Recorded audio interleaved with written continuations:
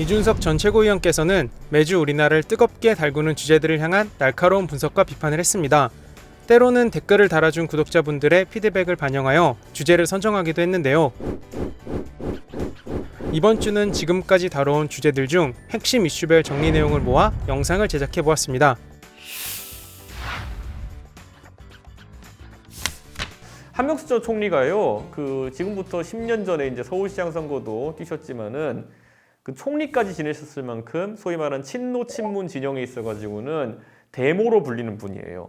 그 정도로 정치적 위상이 높은 분이기 때문에 그런 한명숙 총리가 불법 정치 자금을 수수해가지고 형까지 살고 나오셨다라는 거는 친노 친문 진영에 있어가지고 굉장히 뼈아픈 그런 지점이라는 거죠. 그래서 저는 이 친노 친문 진영에서 이분을 복권시키기 위한 시도가 끝없이 있었다 이렇게 보고, 한명숙 총리가 이제 2017년인가요? 형을 다 살고 이제 나오셨을 때도 그때 상당히 친노에 한다는 정치인들이 가가지고 교도소에서 그분 환영하는 행사도 하고 이렇게 했었는데, 저는 이제 이분이 어차피 형을 다 살고 나오셨기 때문에 정치적인 복권을 하려는 시도가 여럿 있었습니다. 근데 아까 말했던 것처럼 돈을 받았는데 그 중에서 일부 금액은 돌려준 금액이 인정된 것도 있고, 그리고 1억 원 정도는 수표를 한명숙 총리의 동생이 그 주택자금으로 사용한 게 드러났기 때문에 이거는 뭐 속된 말로 부인할 수 없는 사실관계가 드러난 것이거든요. 그래서 이 부분이 어렵다 하니까 결국에는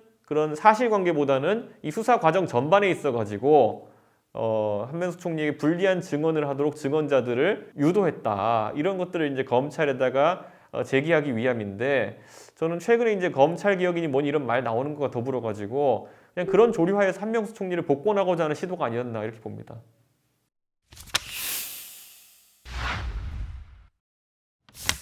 실제로 서울에 있는 노후주택의 비율이 상당히 늘어났습니다. 그래서 뭐 지금 거의 40% 가까이가 30년 이상 된 주택이 된 게 서울의 현실인데요.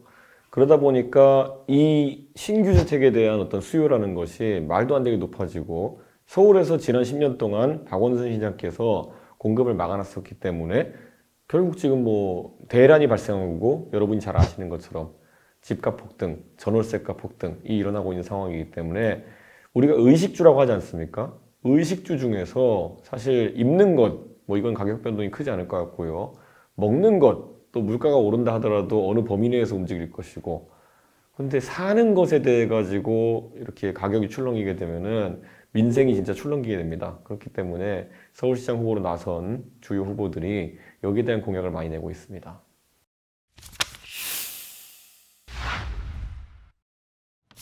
선거 때마다 표심을 다르게 표출하는 그런 지역이나 세대가 있습니다. 이런 것들을 바로 스윙 보터, 스윙이 뭐냐면 결국에는 이렇게 시소 같은 어떤 그런 느낌으로 왔다 갔다 이제 투표한다는 의미로 스윙 보터라고 하는 것인데, 저는 기본적으로 이번에 오세훈 서울시장의 당선 57대 39 정도의 거의 압도적인 표 차이로 당선이 됐는데요.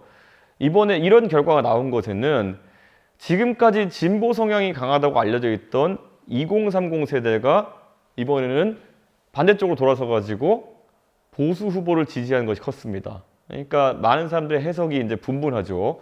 과연 2030 세대는 선거 때마다 표심을 달리 가져가는 스윙 보터가 될 것이냐.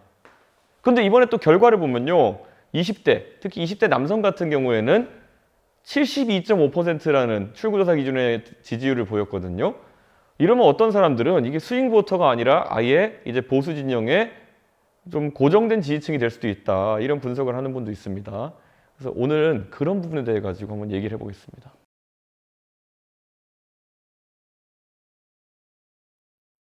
우리가 이제 백신 이름을 여러 가지를 들어보셨을 겁니다. 그 중에서 소위 mRNA 백신이라고 하는 이 백신들 같은 경우에는 굉장히 고도의 과학기술이 집적되어 있는 암 치료나 여러 가지에 활용될 수 있는 부분이 있거든요. 그렇기 때문에 전략적인 기술로 미국이 다루고 있습니다.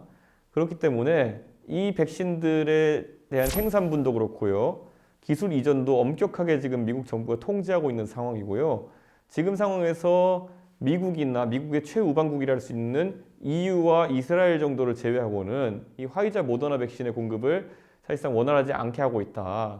미국은 이제 보통 약국 비슷한, 미국에 가면 그 CBS라는 이런 약국 겸 편의점 같은 것들이 있거든요. 이런 곳에서도 자유롭게 백신을 맞을 수 있는 상태로 이제 가고 있다 이런 얘기가 나오고 있죠. 그러니까 미국이 자국의 기술력과 백신 공급을 이제 통제하면서 전략 물자화하고 있는 이런 상황입니다.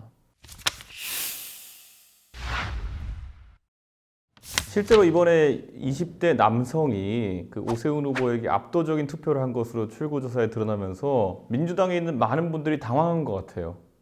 뭐 김병기 의원 같은 경우에도 이런 가산점 문제나 복무 문제에 대해서 관심이 많은 것 같고, 그리고 또 박용진 의원 같은 경우에는 남녀평등 복무제라고 해가지고 본인의 어쨌든 책에서 이런 내용을 밝혀가지고 굉장히 이슈화가 되고 있습니다. 그런데 이게 사실 20대 남성이 이번에 민주당을 상당히 거부한 것의 원인은 여러 가지를 볼 수 있지만은 그 중에 이제 하나가 여성주의 운동에 너무 경도되었다라는 것과 더불어서 그 남성들에 대해 가지고 혜택이나 아니면 배려 아니면 이런 것이 부족했다라는 인식도 있을 텐데 뭐 그런 맥락에서 여러 가지 군 복무 형태에 대한 아이디어들이 나오고 있는 것 같다 이렇게 보고요. 남녀평등 복무제에 있어가지고 박용진 의원 안을 이제 살펴보게 되면은 저희가 기초군사훈련이라고 하죠. 나중에 어떤 병종으로 근무한지와 관계없이 4주 정도 이렇게 그 기초군사훈련을 받는 게 있습니다. 왜 그럼 기초군사훈련을 여성과 남성에게 동일하게 받게 하자는 것이냐? 여기에 대해서 기초군사훈련을 우선 받고 나면은 아까 말했던 것처럼 총도 쏴보고 제식훈련도 하고 이러기 때문에 유사시에, 그러니까 전쟁이 났을 때 병력으로서의 역할을 바로 수행할 수가 있습니다.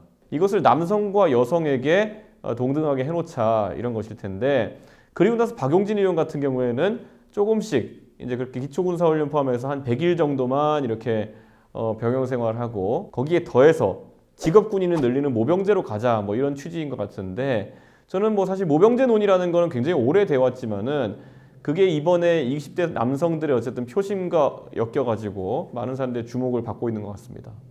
대표적으로 민주당 박용진 의원이 모병제 도입과 남녀평등 복무제 도입을 제안했는데요. 어떻게 보시나요? 저는 남녀평등 복무제라는 것이 어쨌든 여성에게 기초군사 훈련을 강제하고 사실상의 병역의 의무를 강제한다 이렇게 볼 수 있거든요. 저는 박용진 의원의 이런 생각은 기본적으로 여성도 남성과 같이 군복무를 할 수 있는 체력과 기본적인 조건들이 맞는다라는 그런 견해에서 시작하는 것인데, 이게 또 다른 이제 성평등주의의 관점이겠죠. 남성과 여성은 다르지 않다. 그렇기 때문에 동일한 의무를 져야 된다라는 관점인데, 우선 기본적으로 이렇게 가면은 남성과 여성의 복무 기간은 굉장히 단축이 됩니다. 그렇게 했을 때 나머지 이제 병력 소요 같은 경우에는 유사시에는 예비군, 그리고 평시에는 지원병 형태의 직업군인으로 이제 꾸려지게 되는 것인데, 저는 이 박용진 의원 안에 있어서 앞에 있는 그러니까 남녀 평등 복무제에 대한 부분은 뭐 마음만 먹으면 실현할 수 있는 거지만은 과연 모병제에 해당하는 직업군인을 지금보다 상당히 확충하는 것에 대해 가지고는 과연 현실성이 있는가, 이건 좀 따져봐야 된다 이렇게 봅니다.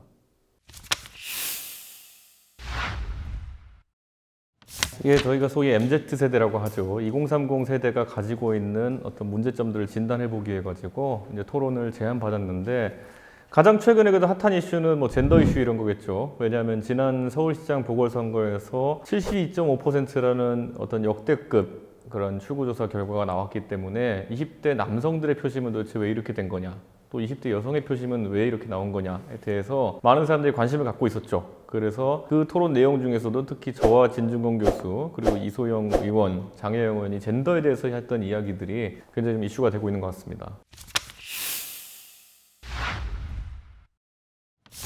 문재인 대통령께서 사실 지금까지 30명 가까운 장관을 그 야당의 동의 없이 임명했는데요. 글쎄요, 그 아무리 야당이 항상 안 좋다고 해서 안 좋은 사람은 아니다라고 하실 수는 있겠죠. 그렇다 해도 야당이 그러면 지적했던 30명의 장관들이 문재인 정부 내내 그러면 괜찮은 장관들이었는지 묻고 싶습니다.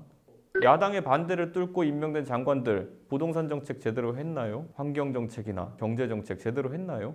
저는 결국에는 야당도 어느 정도 지적할 만하니까 지적하는 부분도 있는 건데, 야당이라는 이유만으로 일방통행하고 다 무시하셨기 때문에 지금의 국정 참사가 일어나고 있는 것입니다. 그래서 저는 대통령께서 이번에 보궐선거에서 상당히 매서운 민심을 확인하셨음에도 불구하고 야당은 야당이니까 반대하는 거다, 뭐 이런 식으로 인식하고 계신다는 것이 놀라웠고, 이번에 문제가 제기된 그 후보자들 같은 경우에도 진짜 문제가 있으니까 야당이 지적하는 겁니다. 그렇기 때문에 조금은 더 자세를 낮추고 국민들께 말씀하셨으면 어땠을까 하는 안타까움이 있습니다. 예, 사실 그 많은 분들이 좀 암호화폐, 가상화폐, 가상자산이라는 얘기를 많이 들으실 텐데요. 최근에 직접 투자하시는 분들 많을 테고요. 이게 20대, 30대뿐만 아니라 40대, 50대, 60대까지도 최근에 투자를 하고 있다 이런 이야기가 들리는데요. 이 암호화폐, 가상자산이 무엇인지 이제 아시려고 한다면은 기본적으로 블록체인이라는 기술에 대한 이해가 필요하다 이렇게 생각하시면 되는데요. 소위 블록체인 기술을 사용하는 분산 원장 기술이라는 거는 이 데이터 값에 그 데이터에 대한 어떤 해시 값이라는 것이 있습니다. 이걸 여러 사람이 공유해서 가지고 있기 때문에 예를 들어 어떤 등기소에서 자료를 위조한다 하더라도 다른 등기소에서 네가 그렇게 만든 자료가 내 기록과 일치하지 않는데? 라는 이야기를 할 수 있게 됩니다. 이런 게 바로 분산 원장 기술에 해당하는 것인데 이걸 바탕으로 금융이나 아니면 이런 걸 사용될 수 있도록 그 어떤 자산을 중앙의 어떤 주체가 보유하고 있고 관리하는 것이 아니라 블록체인이라는 그런 개념 상에서 존재할 수 있게 하는 그런 개념이거든요. 근데 이것이 그런 블록체인의 개념 위에 사용되는 방식 또는 목적에 따라 가지고 여러 가지 코인으로 분화돼 가지고 이제 거래되고 있는 것이거든요. 근데 이게 저희가 가상자산 이제 거래소에서 그 거래되는 그 가상자산이 한 거래소마다 100몇십 가지씩 되는데 이것들의 그 용도는 다 다릅니다. 어떤 것들은 기존에 있는 자산을 디지털된 형태로 보유하기 위해 가지고 만든 토큰 같은 것도 있고요. 내가 어떤 특정한 서비스를 이용하기 위해 가지고 사야 되는 토큰이나 코인 같은 것도 있고요. 아니면 실제로 US 달러나 아니면은 다른 화폐랑 가격을 일치화시키되 전송과 이용이 쉽도록 만드는 그런 테더링 화폐라는 것들도 있고요.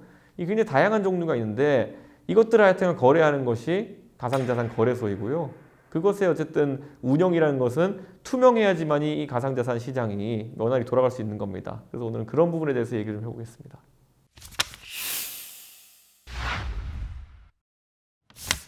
예, 이번에 문재인 대통령께서 방미를 하고 오셨는데요. 참 처음부터 희한한 일들이 있었죠. 김정숙 여사와 같이 간다고 백신까지 다 맞았던 것을 온 국민이 봤는데 정작 김정숙 여사는 가지 못하는 그런 상황이 발생했고요. 스가 총리가 햄버거를 대접받았다 그래가지고 그것보단 나은 의전을 받아야 된다 이런 식으로 계속 이야기했었는데 결국 대통령께서도 사실 뭐 아주 진수성찬이라 할 수 없는 크랩 케이크를 받아들고 오신 그런 회담이었습니다.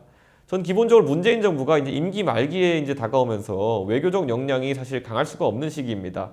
그리고 바이든 정부 입장에서는 이제 문재인 대통령이 아니라 차기 대통령 당선자와 같이 이제 외교를 하고 싶은 마음이 있을 텐데요.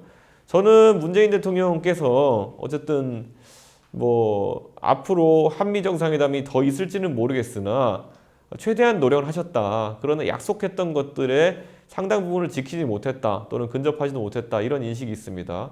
기본적으로 우리나라에서 가장 중요한 것은 백신 확보를 어떻게 하느냐인데 1억 회 가까이 확보했던 스가 일본 총리와 다르게 이번 문재인 대통령께서는 우리나라 국민에 대한 직접 지원을 받아내는데 실패했고요.